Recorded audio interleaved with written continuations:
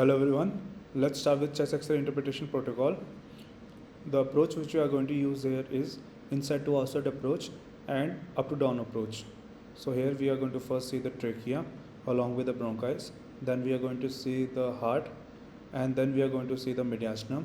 Then we are going to go out and see the bilateral hilus. Then we are going to go more out, and then we are going to see the bilateral lungs as well as the bilateral pleura, and then we are going to see the chest wall. This will include all the bony and soft tissues of the chest wall, and we are going to discuss this under two headings. First, we are going to see the normal anatomy of all the structure. Then we are going to see the pathologies. Pathologies may be the pathology of grayscale, pathology of size, shape, or position, or there may be some another pathology of or any of this structure. So first, the trachea. As we can see, this is the main trachea, giving a left and a right main bronchus. The left main bronchus is longer, and we can see the left main bronchus has the upper division and a lower division, and this will supply the upper and lower lobe of the left lung. Whereas the right main bronchus will have a upper division which will supply the upper lobe. Then it will have a bronchus intermedius, and which will have a middle and a lower division which will supply the middle and lower lobe of the lung. So, and next we are going to see this angle from the right carina, right bronchus to left bronchus, lower division of them. We are going to see this angle here, and this angle is known as carina. Normally this is 60 to 70 degrees, and usually it is less than 90 degrees, but if it's more than 90 degrees, then we have to rule out the possibility of a cardiomegaly or some mediastinal mass which is pushing on the trachea and causing its deviation, causing increased carina angle. And we should also look for right paratracheal stripe. If it's increased, we should always rule out the possibility of right mediastinal adenopathy. So pathologies, this may be pathology of size or shape which will cause diffuse or focal narrowing of the trachea. We should always look if there is deviation of trachea. This deviation may be secondary to pushing of the trachea or pulling of the trachea. There may be increasing carina angle, and if there is increased carina angle, we should always rule out cardiomegaly or some mediastinal mass causing the increased carina angle. And one more thing is, whenever endotracheal tube is inserted in a patient, we have to check if the ETD is inserted properly. Then we will see the chest X-ray, and it should be more than 5 cm above the crania. If it's more than 5 cm above the crania, then the ET tube has been inserted properly. Coming to the heart. So heart, we can see this is the heart, this is the left border of the heart, this is the right border of the heart, and on the left border we have 5 main muggles. First one, this one, is the aortic arch or the aortic knuckle. Second, we have pulmonary trunk or pulmonary artery. Third, we have left atrial appendage, not left atrial properly, but left atrial appendage. Fourth, we are going to have is a left ventricle. Here we can see this is the left ventricle, this is the apex of left ventricle. And fifth muggle, which is not normally seen, it can be secondary to some pericardial cyst, and this will appear as a fifth muggle over here. So these are the 5 muggles on the left side of the heart. One muggle on the right side of the heart is this right atrium, and also notice this is the superior vena cava. So on the right side we have right atrium, superior vena cava superiorly, and one inferior vena cava going inferiorly. So these are the main borders or the outlines of the heart. Let's see on the normal X-ray. This is the first aortic arch, first muggle which is due to aortic knuckle. Second muggle which is due to main pulmonary artery. Third muggle which is due to left atrial appendage. Fourth muggle which is due to left ventricle. And on the right side we can see this is the right muggle due to right atrium. And superior we have superior vena cava. Inferior we cannot see inferior vena cava here, but it should be somewhere here. Pathologies of the heart, it can be pathology of size or shape of the heart, where we will see cardiomegaly, where we have enlargement of any of these muggles. And position wise, there could be mediastinal shift causing the shift in the heart. So coming to cardiomegaly, how do we check the cardiomegaly? We will see the cardiothoracic ratio. And how do we measure cardiothoracic ratio? We will see from the center line, we will measure the longest distance in the right side of the heart and longest distance from the left side of the heart. and we will take this A and B, and we will add them, and we will divide them by the longest thoracic ratio. So we are going to take the longest cardiac ratio, and then we are going to divide it by the longest thoracic ratio, and that is cardiothoracic ratio. Normally it should be less than 0.55, and if it's more than 0.55, then it will suggest cardiomegaly in adults. If it's more than 0.6, then it will suggest cardiomegaly in newborns. So coming to enlargement of the heart, cardiomegaly, first we should know about is the here right side. We can see the right side we have right atrium, and we can have right atrial enlargement, and we will see right atrial enlargement if from the center line this right atrium enlargement is more than 5 centimeter, then we would call it as right atrial enlargement. This more than 5 centimeter is for adults. For neonates or for children, it's just more than 4 centimeter only. So if we measure from the mid vertical line, and the maximum convexity which we see of the right atrium here, it should be, if it's more than 5 centimeter, then we can say the patient has right atrial enlargement. Next is left atrial enlargement, and we can see here we have left atrium, but left atrium is more posterior to the heart, and when it's enlarged, then it will appear on the right side, and on the right side we will have double density sign. Also, due to hypertrophy of the left atrium, we will have straightening of the left heart border, as well as this. As you can see, this is the left main bronchus. We can see there is elevation of left main bronchus, and due to elevation of left main bronchus, we will have carina. So let's recall once again. Due to left atrial enlargement, we will have straightening of the heart border, we will have elevation of the left main bronchus, we will have increase in the carina, and we will have a double density sign. Next we have ventricular enlargement. We will see if we have a right ventricular enlargement first, then it will cause, if we have right ventricular enlargement, this will cause pulling up of heart. Whereas if we have left ventricular enlargement, we will have a pulling down of the heart. If you see this X-ray, this is very characteristic of a boot-shaped heart, which we see in tetralogy of Fallot. So this is the pulling up of the ventricle, or pulling up of heart, which we see in the right ventricle enlargement. Next, we are going to see the heart diseases. We are going to divide heart disease into two main categories, that is the congenital heart disease, and second we are going to study is our acquired heart disease. Congenital can be cyanotic or acyanotic. Acyanotic will further have plethora or oligemia. Plethora means increase in bronchovascular marking, whereas oligemia means decrease in bronchovascular marking. So if the pulmonary vasculature we see in the lung that is increased, then we will call it plethora, and if it's decreased, then we call it oligemia, and depending on it will have all of these classes. Now what we are going to do here is we are going to see major spotters of common diseases which we see in the chest radiograph. So first we are going to start with congenital heart diseases. First is the transposition of great arteries. Transposition of great arteries is the most common cyanotic congenital heart disease, and it is due to failure of the aortic pulmonary septum to form a spiral course.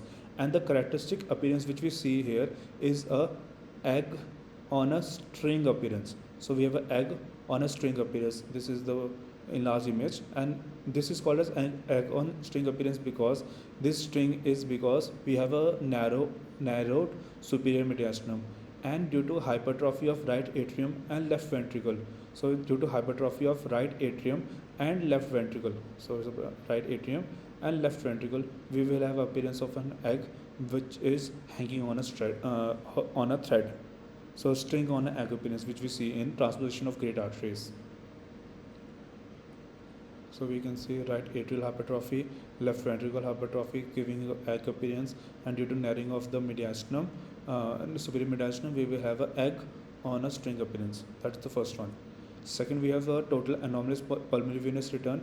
In this, we will have a anomalous pulmonary vein, and due to that, we will have a snowman appearance. So we will have a snowman appearance which we see in total anomalous pulmonary venous return. Whereas second one, we have a partial anomalous pulmonary venous return. In this we have a anomalous pulmonary vein known as a scimitar vein.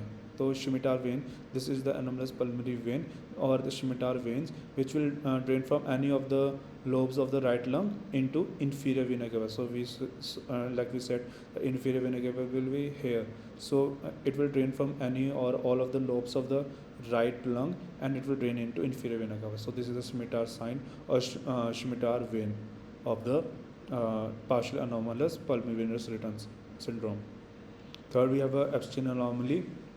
Epstein anomaly, we have characteristic box-shaped heart. So, why is it caused? So, we have commonly read that Epstein anomaly is commonly associated with lithium intake in pregnancy. So, if a pregnant female takes lithium, so it can be associated with Epstein anomaly. So in this we will have a downward displacement of the septal leaflets and posterior leaflet of the tricuspid valve. So we have mainly what we call as atrialization of right ventricle.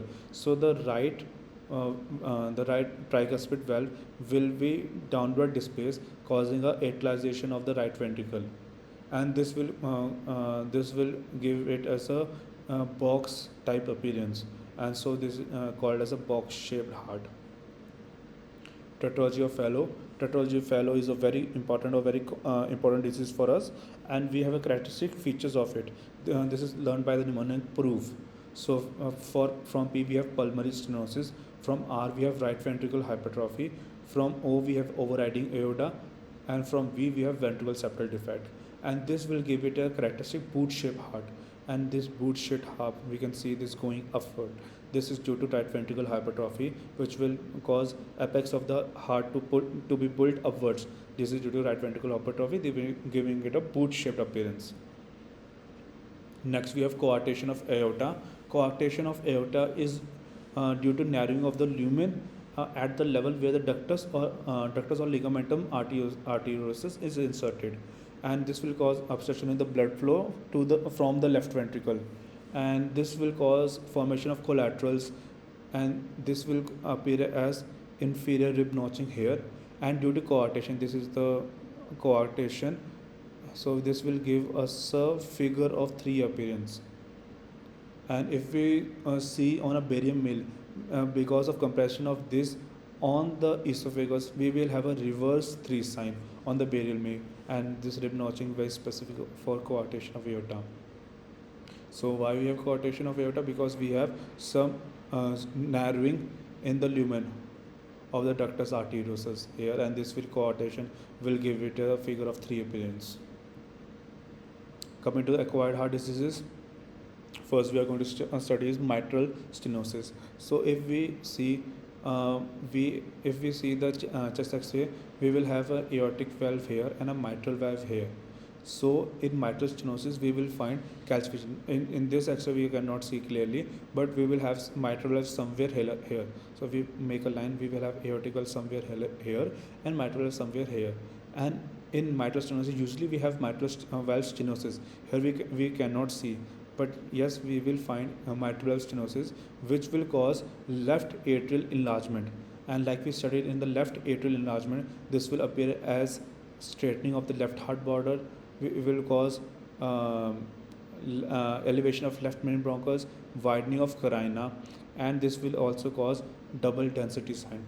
So we will have feature of left atrial enlargement, and third we will have pulmonary congestion or plethora. These are the features of mitral stenosis, and this mitralization of heart, like we told, is called as straightening of the left heart border. It's because of prominence of the left atrial appendage and pulmonary conus also. Coming to congestive heart failure, there are 3 stages of congestive heart failure. That is first, which is called a cephalization of the blood vessels. Normally, we will have, like, this is the pulmonary artery, so we will have superior division also, inferior division also. Normally, due to gravity, there will be increased prominence or dilation of the lower vessels, whereas upper division or upper vessels are not very commonly seen. But first step known as vascular redistribution, this cephalization of blood vessels, meaning the lower divisions and the upper divisions will be equally dilated. So it's not like just lower division will be dilated. In fact, upper division will also be dilated. So known as cephalization of blood vessels. Second, we have Curley Bain lines. So normally 1 mm near the chest wall, near the lung, the bronchovesical marking stops. But if we find small lines, small vessel lines, and in fact near the lung wall also here, then it's known as interstitial curly B lines, and this suggestive interstitial edema.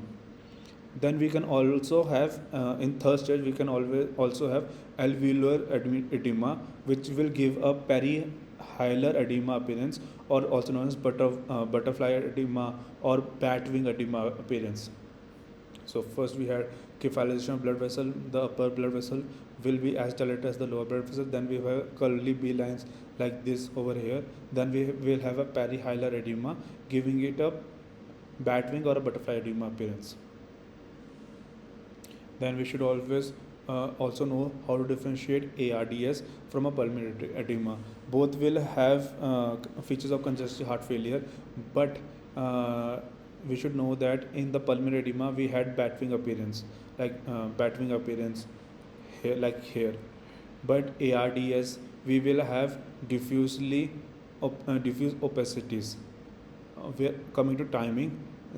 This ARDS is very acute onset, whereas pulmonary edema will take time, and pulmonary edema is secondary to heart pathology, so we will always have cardiomegaly.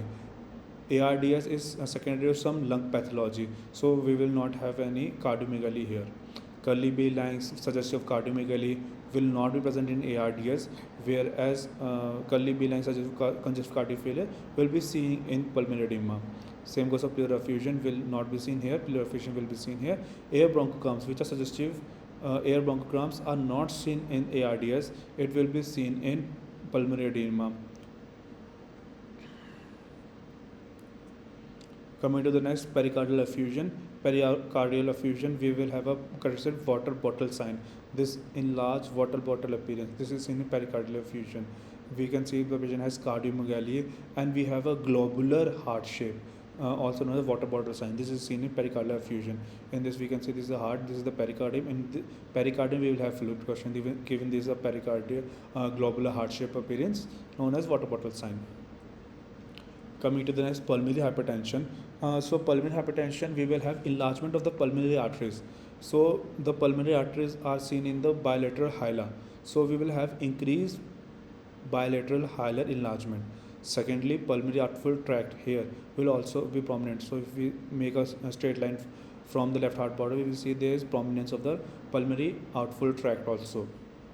And we will have abrupt cutting off of the pulmonary vessels, or the pruning of pulmonary vessels. And we will also have right ventricular hypertrophy. So these are the features of pulmonary hypertension.